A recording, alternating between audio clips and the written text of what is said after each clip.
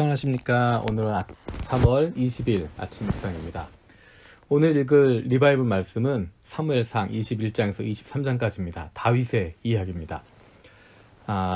본문을 읽으신 다음에 아침 묵상 들으셔도 괜찮고 아침 묵상 들으시고 또 본문을 읽으셔도 좋겠습니다. 본문을 어쨌든 꼭 읽으시는 것이 도움이 됩니다. 지금 이 시간 같이 보려고 하는 것은 22장 1절 2절에 있는 말씀입니다. 다윗은 거기에서 떠나 아둘람 굴 속으로 몸을 피하였다.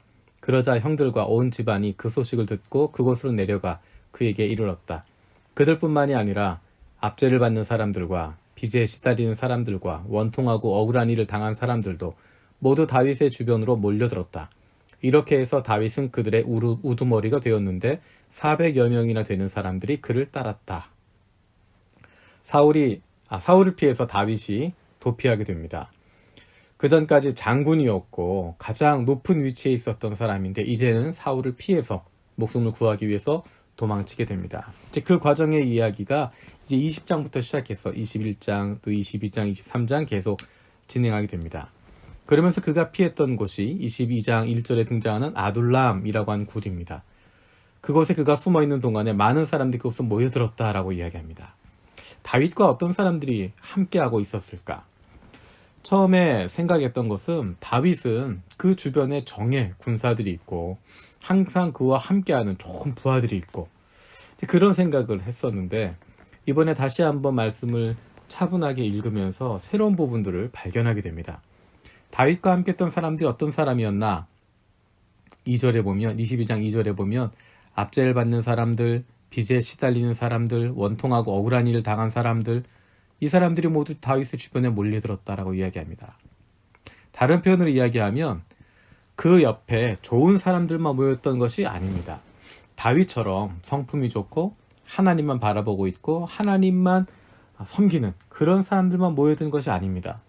다윗처럼 하나님만 의지하는 사람들 모인 것이 아닙니다. 그곳에 같이 모인 사람들은 압제를 받는 사람들, 빚에 시달리는 사람들, 원통하고 억울한 일 당한 사람들, 이 사람들 어떤 공통점이 있을까? 연약한 부분도 있고 어려운 부분도 있겠지만 이 사람들에게는 상처가 있습니다. 건강하지가 않습니다. 아픔이 있기 때문에 긍정적이지 않습니다. 단순히 힘이 없고 연약하다 그런 것뿐만 아니라 깊은 상처를 가지고 있고 세상에 대해서, 다른 사람들에 대해서, 리더십에 대해서 굉장히 부정적인 감정을 가지고 있는 사람들일 수 있습니다. 이런 사람들이 다윗에게 몰려들었다는 것입니다. 착한 사람들, 좋은 사람들, 함께하기 좋은 사람들, 그 사람들만 모여든 것이 아니라 이렇게 힘들고 어려운 사람들, 본인들이 힘들고 어렵지만 그로 말미암아 그 안에 상처, 깊은 상처를 가지고 있는 사람들, 그 사람들이 다윗에게 모여들었다는 것입니다. 놀랍지 않습니까? 다윗의 광야 생활은 이런 사람들과 같이 함께하는 것입니다. 정말 좋은 최정예 군사들, 가장 좋은 사람들, 늘 다윗과 함께하고 다윗을 위해서 목숨을 내놓고 그런 사람도 같이 있는 것이 아니라 이런 사람들, 압제를 받는 사람들, 빚에 시달리는 사람들, 원통하고 억울한 일 당한 사람들, 힘들고 어려운 사람들, 마음에 깊은 상처를 가지고 있는 사람들, 하는 일마다 아무리 잘해줘도 늘 부정적으로 대하고 시비를 걸고 할 수 있는 사람들, 이런 사람들과 함께 있었다는 것입니다.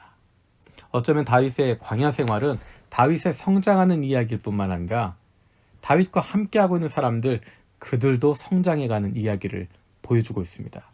성장 스토리입니다. 재미있는 것은 22장부터 쭉 읽어가다 보면 계속해서 다윗과 부하들의 견해 차이가 나타납니다. 예를 들면 23장에 보면 블레셋 사람이 그일라를 치고 타작한 곡식을 마구 약탈해간다는 소식을 다윗이 들었습니다. 그래서 2절에 보면 다윗이 하나님께 여쭙습니다. 하나님께 기도합니다. 그랬더니 하나님이 주님께서 다윗에게 허락하십니다. 그렇게 해라. 그일라를 구해주도록 해라. 근데 3절에 보면 그러나 다윗의 부하들이 반대하고 나섰다. 우리가 여기 유다에서도 이미 가슴 졸이며 살고 있는데 우리가 그일라로 출변하여 블레셋 병력과 마주친다면 얼마나 더 위험하겠습니까? 다윗의 부하들은 반대합니다. 4절에 다윗은 다시 주님께 물어봅니다. 그랬더니 주님께서 똑같이 대답하십니다. 그일라로 가라. 내가 블레셋 족속을 너의 손에 넘겨주겠다.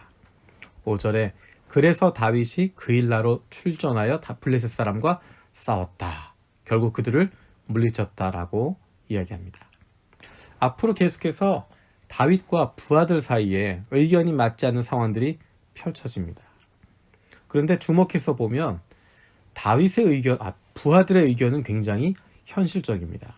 굉장히 맞는 상황입니다. 상황에 대한 정확한 판단을 가지고 있는 현실적인 선택들을 이야기합니다. 하지만 하나님께서 다윗에게 인도하시는 길은 그보다 훨씬 더 큰 것이었습니다.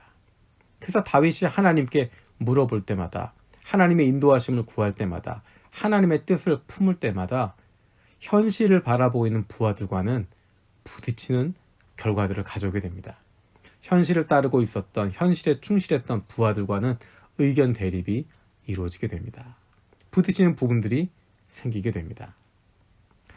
내가 하나님의 사람이 되고 좋은 이웃이 되려고 하면 내 주변에 좋은 사람들이 모일까? 그렇지 않은 것 같습니다.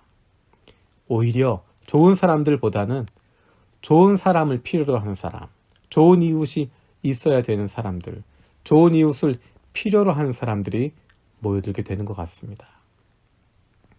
그리고 하나님께서 그 사람들을 내게 보내주시면 나에게는 그들을 감당할 수 있는 능력도 함께 주시는 것 같습니다.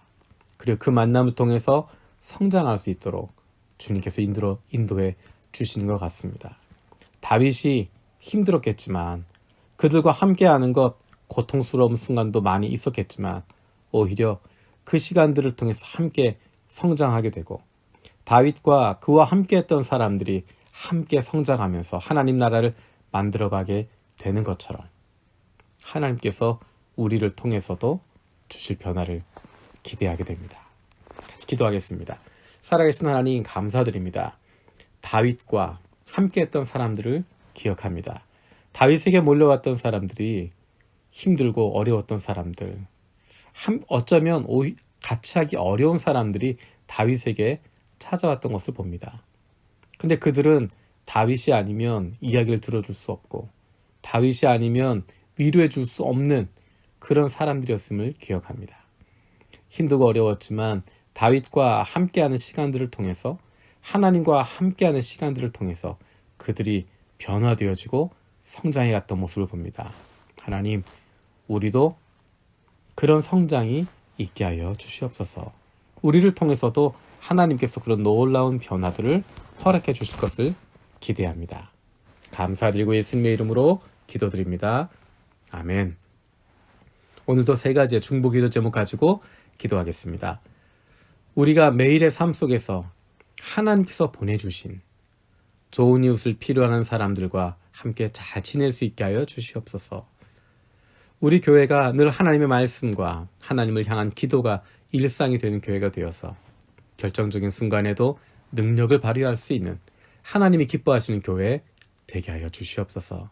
세 번째로 전 세계 가운데 유행하고 있는 코로나19 이런 말미암아 어려움을 겪고 있는 많은 사람들이 있습니다. 하나님께서 육체적으로도 회복시켜 주시고 경제적인 어려움도 해결해 주시고 빨리 이 문제가 안정되게 하여 주시옵소서. 하나님의 말씀과 친해지고 우리의 신앙의 근본으로 돌아갈 수 있는 멋진 3월 누리시길 바랍니다. 마치 아드폰테스